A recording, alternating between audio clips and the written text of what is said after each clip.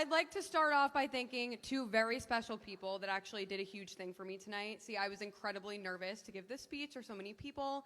And I just want to thank Ben and Jacob for setting the bar incredibly low. It really takes the pressure off. Thank you guys so much. Thank you, truly.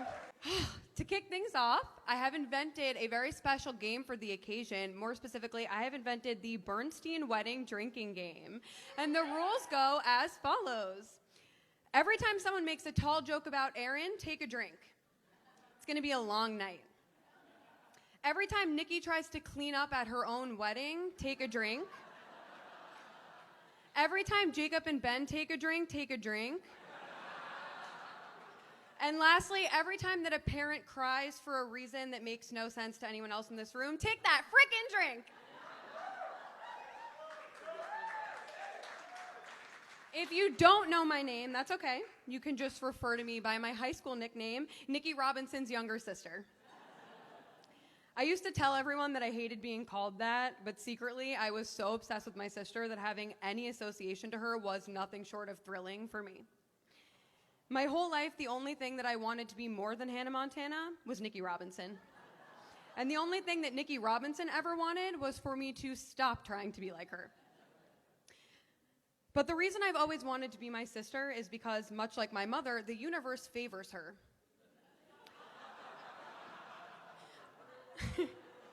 I love you, Mama. For my entire life, I've watched in complete awe as somehow whatever my sister decided she wanted, she magically got. To put it simply, she's magnetic. I could give you a million examples of this, but the best is the fact that we are currently here celebrating her marriage to the first boy that she ever decided to bring home.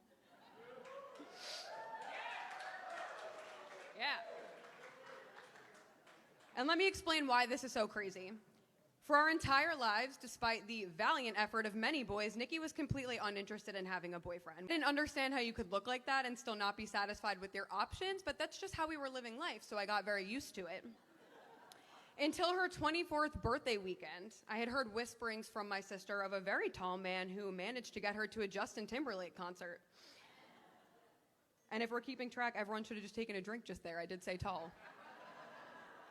But being the younger sibling, I've been very gullible in the past, so I've refused to believe that this man existed, especially since this was coming from a girl who once convinced me she was her own evil twin. If there was one...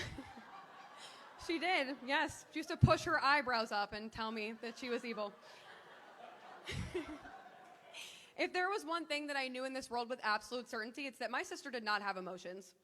There was something pumping blood through her chest, but it's debatable whether or not it was actually a heart until Aaron arrived on the scene.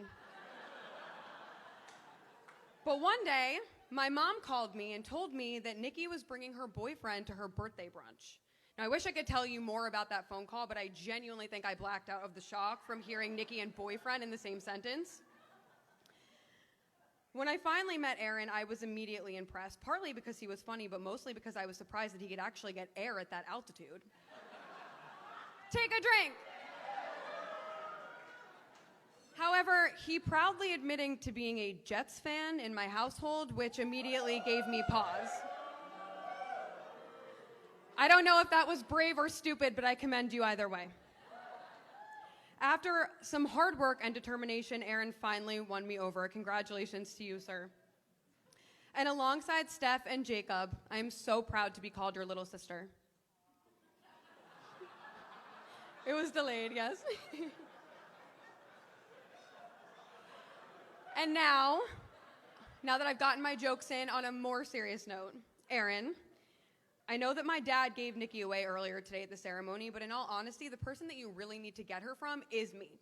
So Aaron, even though you didn't ask, I give you my best friend.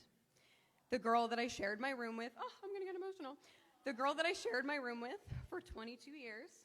And my person, knowing that you have become her person in every possible way. You're the one that she can be her absolute self with, the one person who takes care of her, lifts her up when she's down, compliments her, and most importantly, the person who will always squeegee the shower when she's too sick to do it.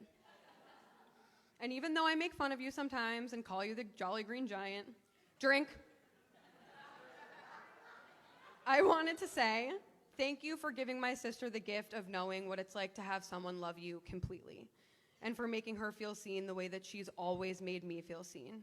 You've given my sister all of the security and love that she's given me 10 times over, and I am so, so grateful to you for that. And if my estimations are correct, my mother should be crying now so everyone can take a drink. But, Aaron, in order for you to truly become a member of our family, there is something that you are going to need. So I did take the liberty of buying it for you. Would someone mind coming to hold this microphone for 2 seconds? Candy. Thank you.